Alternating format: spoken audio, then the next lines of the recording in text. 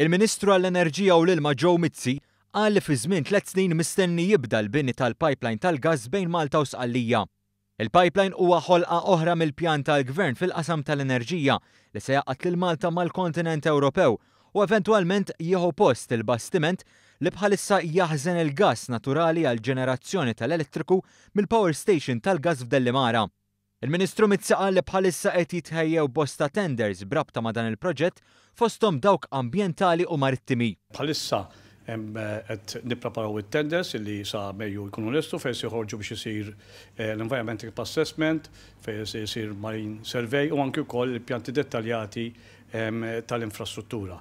F'Jannar li għadda, il-Kummissjoni Ewropea approvat il-finanzjament ta' dawn l-istudji b'valur ta' 4 miljun euro u nofs wara li qiset il-proġett ta' Malta fost l-aktar importanti. Il-Ministru qal li malli jitlestew l-istudji u jinħarġu l-permessi għal dan il-proġett jibda x-xogħol fuq il-bini tal-pipeline. Issa wara li spiċċa l-istudju mbagħad illi allura naslu għal-mument mbagħad illi jibda 3 snin oħra nibdew il-proġett illi ħanitek il-propja kostruzzjoni ta' dan il-proġett. Fil-frattemp hemm kumpanija l-Petromal ħadd ħsieb il-tmexxija sakemm imbagħad ikun hemm tiġi formulata kumpanija oħra li se tmexxi l-infrastruttura li jsir ix-xogħol ta' dan il-proġett.